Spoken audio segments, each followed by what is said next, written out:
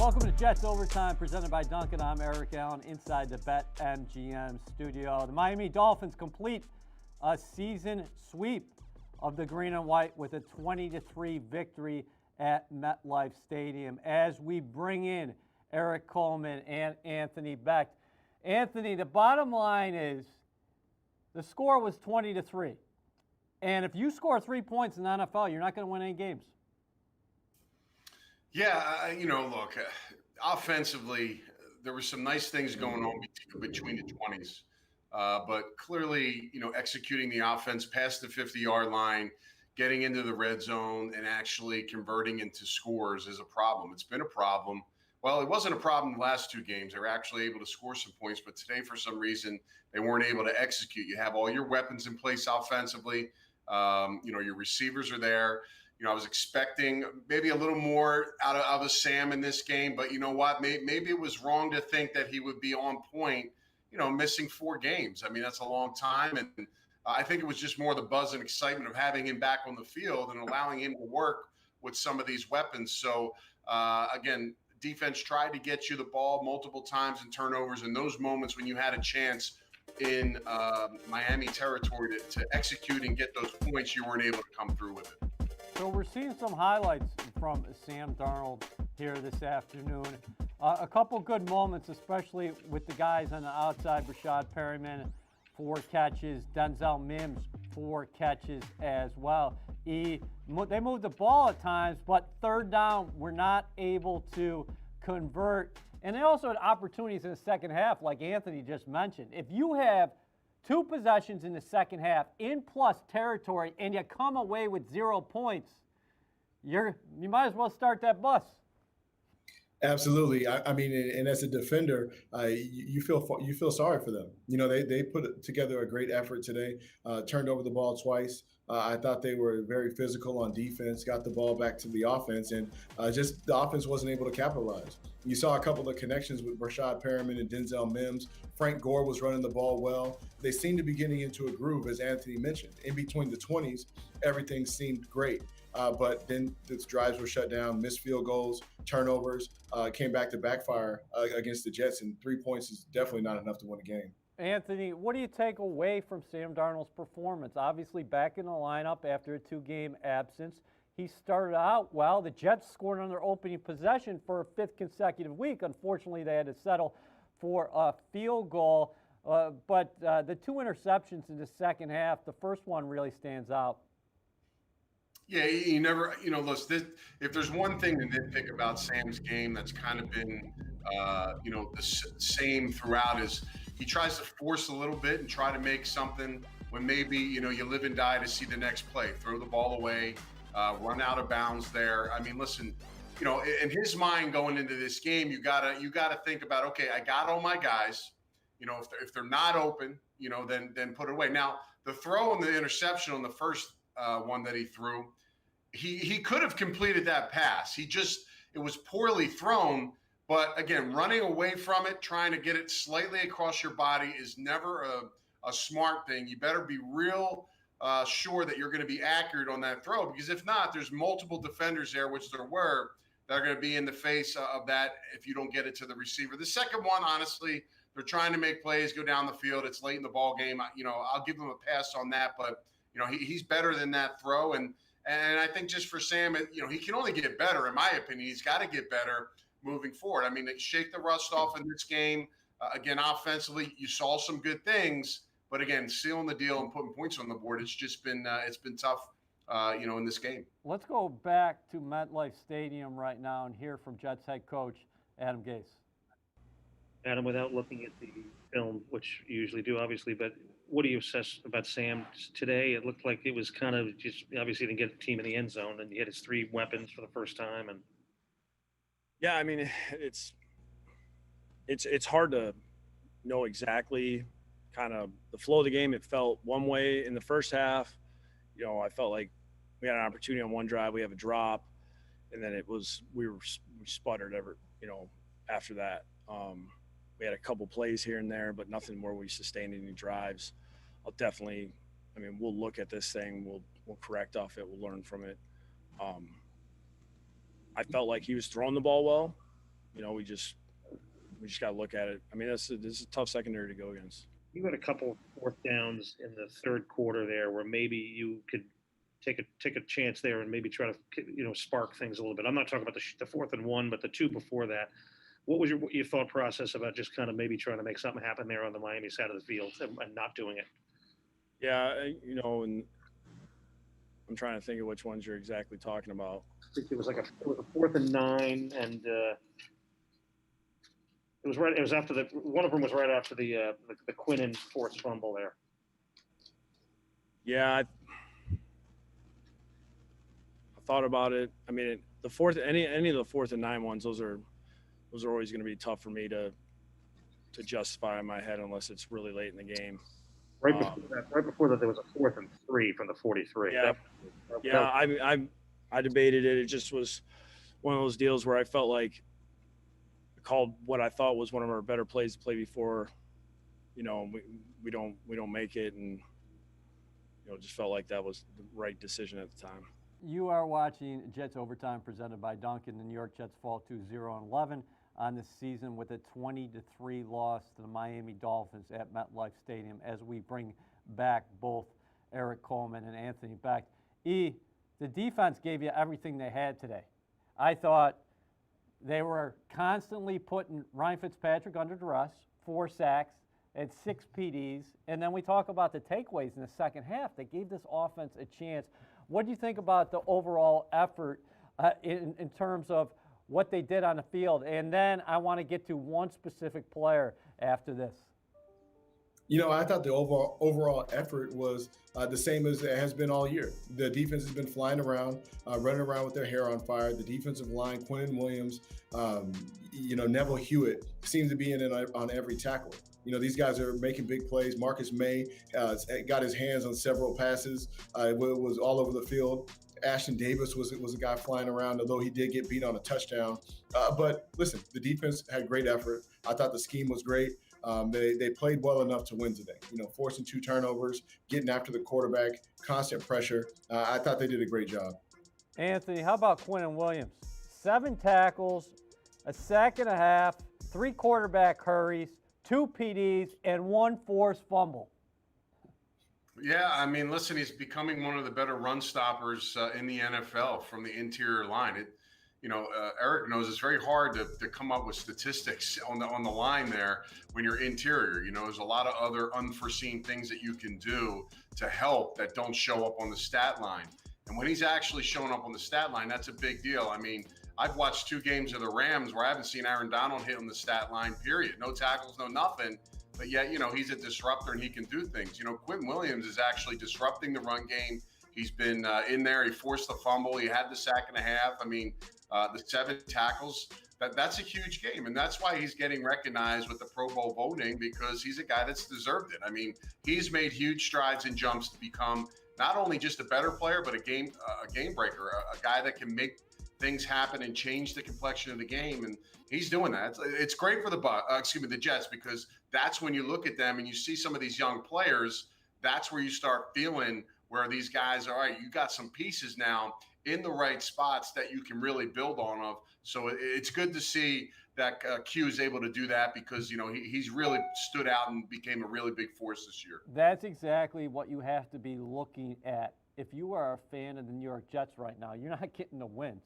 0-11 for the first time in franchise history. But Quinnen Williams is a big piece of what you're going to have moving forward. And if you're eventually going to turn this around, he'll be part of the reason why you turn it around. So let's hear from the man himself. Ethan Greenberg talked to Q after this game. Here with Jets defensive lineman Quinnen Williams. Quinnen, from a defensive perspective, how would you evaluate the performance today? I just feel like everybody went out there and tried to execute the best way they can, man. Every play that Greg called, man, everybody was on one accord and working at the same time. So they got great players on their team. They made plays and everything like that. But at the end of the day, I feel like we executed every play that Greg called. The defense had 4 forced fumbles. What went into that today? Why do you think you guys were so effective in turning the ball over today? Honestly, man, just executing, man. Just executing our technique, executing the play. executing the call, man. Just the biggest thing that Greg and we all focus on this week was just execute your job and just do your job. So that's the main thing. Quinnen, what about your performance in particular? 1.5 sacks, 2 pass defenses, and a forced fumble. What was clicking for you today? Like I said, man, I was just trying to go out there and do my job, man, and execute the best way I can in that play. I messed up on a lot of things, man. I did a lot of things wrong, and I wish I can get a lot of things back. But I just learn from those things and go back and get those things fixed for the next week. All right, and then lastly, now that after today, how do you guys make sure you bring the same kind of energy moving forward now at 0-11, gearing up for the Las Vegas Raiders coming to MetLife? Just learning, man. Just learn from your mistakes and learn from the things you did wrong and did right, man. Just take what you did today and move forward. I feel like for me, and the rest of the defense, man, we're gonna take what we did good and capitalize on that, and take what we did bad and make it better. So, Awesome. Appreciate the time, Quinnen. Thank you. thank you. You are watching Jets Overtime presented by Duncan. Eric Allen running the one-back set here inside the BetMGM studio, but I'm joined as always by Eric Coleman and Anthony Beck.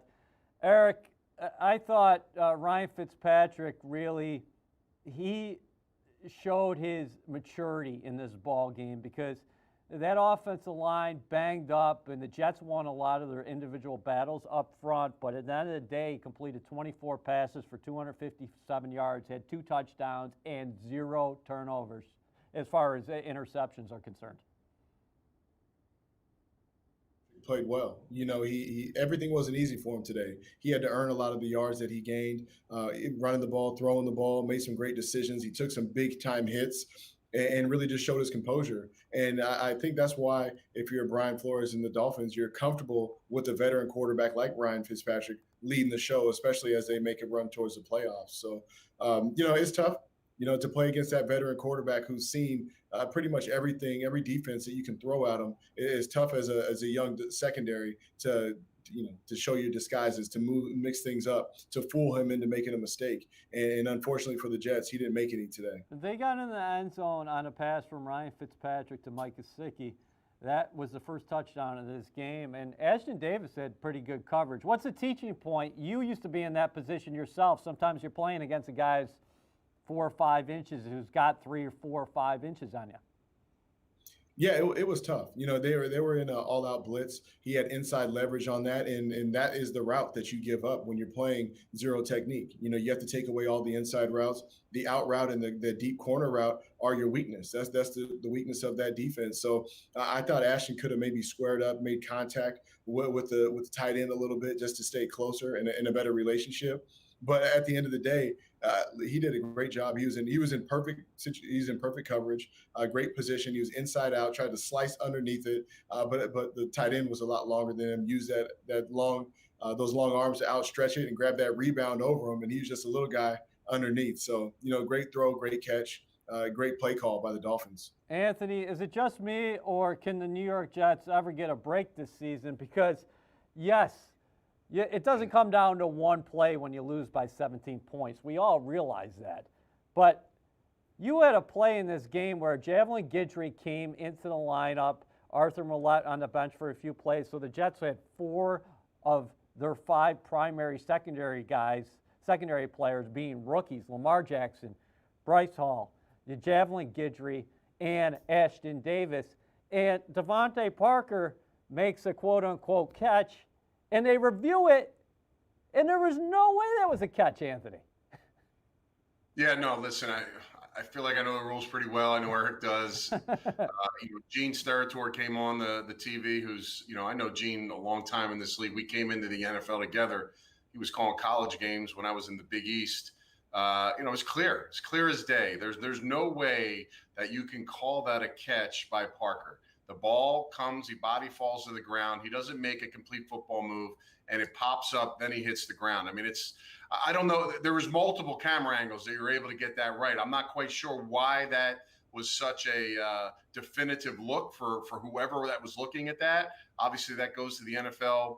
The officiating in their building, and I don't understand it. And look, it's a momentum killer. I mean, you get a stop, you get a break, the guy drops the ball. I mean, that's big in the football game, and And unfortunately, it didn't go their way. But, clearly in this game, Fitzpatrick and Devontae Parker obviously have a connection. They're in the right spots. That was his go-to player. He seemed to be open in the majority of the time. He's trying to throw him the ball, whether it was the deep comebacks, the curl routes on the side, or in that that they call it that turkey hole in between that cover two, between the safety and the corner. And those guys were on point in this football game. And, that was a big part of, if you have to look at the defense, the one thing they couldn't stop was that best receiver in Parker. So they had their matchup problems there, but they were able to get those turnovers and give the offense a chance. It was 13-3. You got 2 turnovers for your football team on offense to get the ball on a short field, and you came up with no points. I mean, I'm sorry, man, but when you're playing in this game, it's hard enough to get the football, let alone get it in the opposing team's territory. You got to be able to convert and get at least one of those a touchdown. After the Jets' 20-3 loss to the Dolphins, our Olivia Landis caught up with the longest tenured New York Jet. Jordan, in today's contest versus Miami Dolphins, the defense had a very impressive performance, really showed up when it came to stopping the quarterback and rushing the passer. You guys had 4 sacks total as a defense. What was the message going into this week about rushing the quarterback and why that was important? We just got together and realized we weren't really getting it done, and we just wanted to try and step it up for the defense and just try and help the offense out as much as we can. There were 4 forced fumbles, 2 of which were recovered. What was the mindset of this defense heading into this matchup, the 11th game of the season? We just wanted to be as physical as we could be out there, and all the fumbles were just a result of that physicality. Just a few games left in this season, Jordan. What now are the main goals heading into the rest of the season? The main goal is just to represent the name on the back of your jersey and represent the organization well. You never know when this game can be taken from you, whether it be injury, whether it be because of the cancel season, whatever. You never know what snap's going to be your last, so why not go out there and give it your all? Thanks, Jordan. I appreciate your time. No problem. You were watching Jets Overtime presented by Duncan. Fellas, this has to be especially hard for a guy like Jordan Jenkins, who is the longest tenured player on this roster, Eric. And Jordan got in there, was very aggressive, had the forced fumble today, but the defense brought it. And like Anthony said, the offense wasn't able to capitalize. So again, this was another example. I feel like we've said it countless times this season of the Jets just not playing complementary football. No, they didn't play complimentary football today, unfortunately, and it has to be frustrating. Before the game, we talked about the Jets forcing turnovers, getting 11 hats on the ball. That causes fumbles. That causes you giving you opportunities to take over the ball. That's what we talked about before the game. I'm sure that was something that they emphasized. They did a great job of it. They've been flying around all year, and to be able to get that many turnovers, to force that many fumbles, get that many sacks, and to not put up any points from it, it has to be frustrating. Anthony, as we look ahead for this offense and Sam Darnold and company, through 3 quarters of this ball game, you look at the stats, they were quite equal in a lot of categories. Total yards, the Jets had rushed for nearly twice as much as the Miami Dolphins. They were ahead in the turnover category. We saw that graphic that the Dolphins since 2017 were 1-24 in the last 25 games that they had lost in the turnover differential. They ended up coming back and making that equal. But where does Darnold and this offense go from here? Because you still got 5 games left in the season. Yeah, I would expect him to improve. You miss 4 games.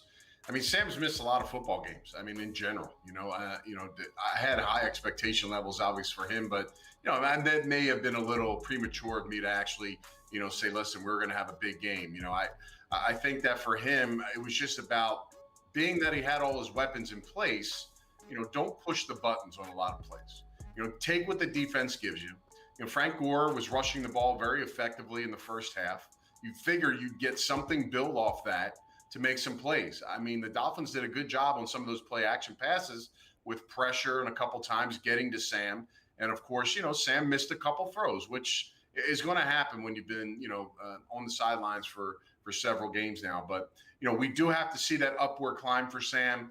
I would like to see at least a twofold improvement from him going into this next game. And, quite honestly, I mean, he needs to. And I think, shaking off the rust, taking a couple hits in this football game, and then coming out of the game after, I believe, he spoke and said that he came out clean. He was good. So that gives him the confidence moving forward, I think, to take the next step and improve and get back to where he kind of was, or at least where he wants to be finishing off the season.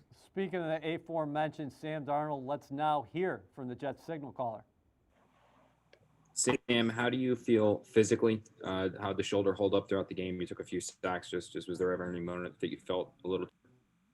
No, it feels good. Came out clean. Sam, how would you assess today? This is the first time you've had all three guys, your top guys, and it didn't work out, didn't get in the end zone. Yeah, well, I mean, I feel like those guys, there were different times when they were doubling different guys on the field, and so I felt like when those three guys had a chance to, create separation, they did that. Felt like I missed a couple throws out there. Obviously made two bad decisions, which led to the two picks. So got to be better from that standpoint. What did you see on the first pick when you were flush there in the roll? Was Jameson supposed to go someplace, or was that just all on you there on that throw?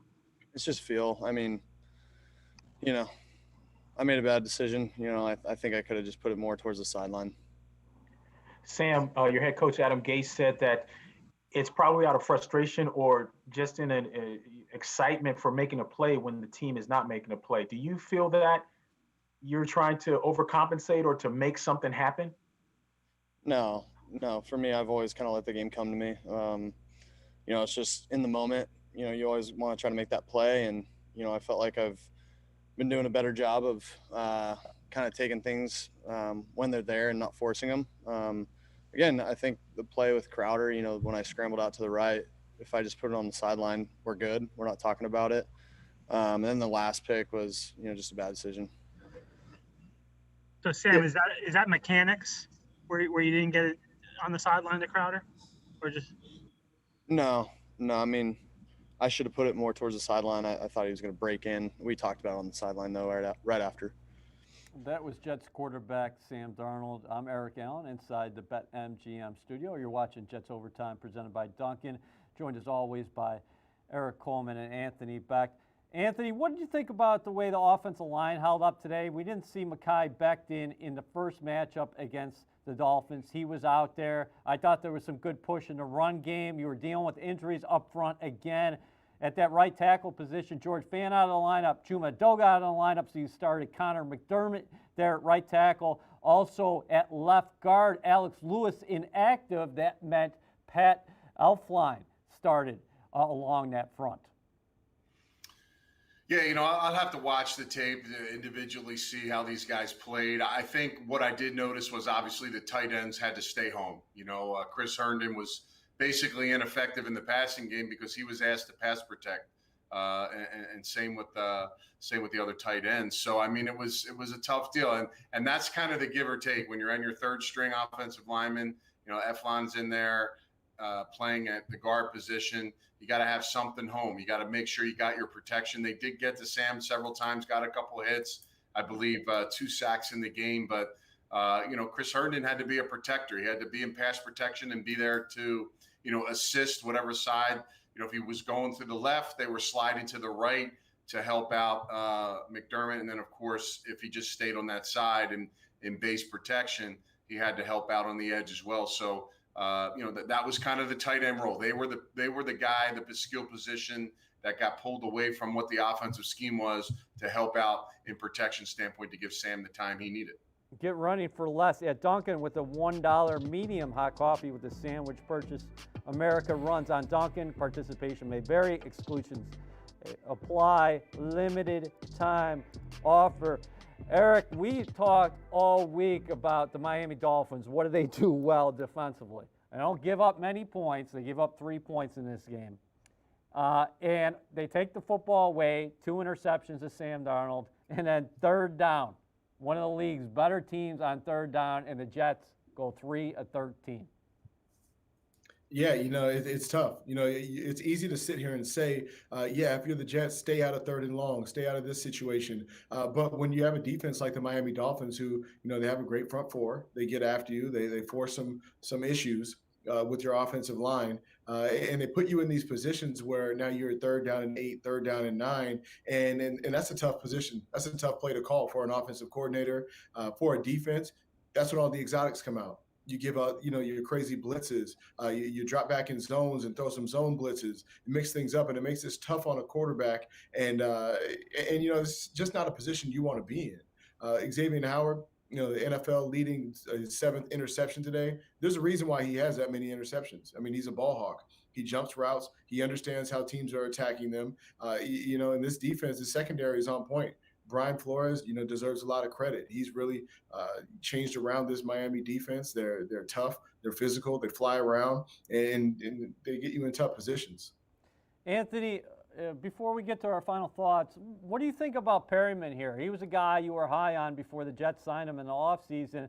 Quiet early, but he was banged up. So you can't look at him and say, well, you weren't playing well. No, he was injured. And now that he's healthy, he's really taking steps forward. And then he came in here on a 1-year deal. You got to consider the future with him as he continues to make inroads offensively. He's one of the fastest guys in the National Football League. He is such a vertical threat, and he can open things up for the rest of this offense. Yeah, listen, he caught his groove at the end of last season with the Buccaneers, and I watched it firsthand. I mean, he literally took games over. He was the number 1 guy when Mike Evans went down, and I'm starting to see a little bit of that guy now. He's healthy, and he's getting the football. He's very streaky when it comes to that. He starts getting in a groove in a game. You can see he starts making a ton of catches. He gets space, and then, he had a nice 50-50 ball today that he caught along the sideline as well. So that catch on the corner route early on in the game was tremendous. A lot of receivers won't pull that in on the fingertips. He's able to route run, get to that football, get that huge separation, and really, with those strong hands, pull it in. So he's a weapon. There's clearly Darnold likes to go to him. Flacco likes to go to him. To me, he's a keeper. He's a guy that, again, stay healthy. Maybe it's a whole part of changing your regiment in the offseason. Freaks things happen from a health standpoint you just can't control. But again, if he can be this guy, stay on the field every week, that he's a guy that can change the game for you with his speed and his catching ability. Speaking of keepers, let's talk about Denzel Mims for a second before we go. What a great catch over the middle, showing his hand strength. He got an offensive pass interference in this game. I didn't mind that at all because he's fighting for the football, just trying to get position there. He continues to show that great catch radius. He's faster than people think, a long strider, and I love his physicality. Yeah, I mean, just a great all-around receiver. I'm excited to see him grow. I mean, this is, he only has a handful of games under his belt, and he shows you I can do the deep ball. I can beat one-on-one coverage. I can go run intermediate routes and make difficult catches across the middle. And as you mentioned, his catch radius is insane. I mean, he's long. He uses it to his advantage, and he has so much more to grow. So if I'm a Jets fan, I'm excited about the future of Denzel Mims. If he can stay on that field, he's going to be quite the weapon. Final thoughts. We'll start with you, Anthony. What I'm thinking about as I watch the Jets right now are the pieces moving forward. Quinnen Williams has me excited. Denzel Mims has me excited. Mekhi Becton has to get you excited if you're watching this from a fan's perspective for 2021 and beyond. Yeah, there are pieces on this team that stand out and shine from to an above good to elite status. I mean, Becton in a couple of years is probably going to be one of the best tackles in the league, if not the best. There's no doubt about it. Mims is incredible. You just talked about it. He's really good. I've been high. He's a first-round receiver, and you got him later on in the draft, so you won there. There's 2 players, and of course, Quinnen Williams is a guy that's still young, got a lot of production ahead of you. I think for this football team, you got to continue to improve. What I'm waiting for is for all 3 phases to come together and play one good game, one complete game. When they do that, they're going to have a chance. Today, the defense showed out. The offense wasn't there to complement them. And, that's kind of pick your poison every single week. That's kind of how it's been throughout the season. And unfortunately, the Jets aren't deep enough nor good enough to go out there and just play good one side of the football and win it. They got to put it all together. And if they can do that, they'll get a win on their belt. But if not, it'll be to continue the same type of things you're seeing every week because they're not going to be able to get over the hump.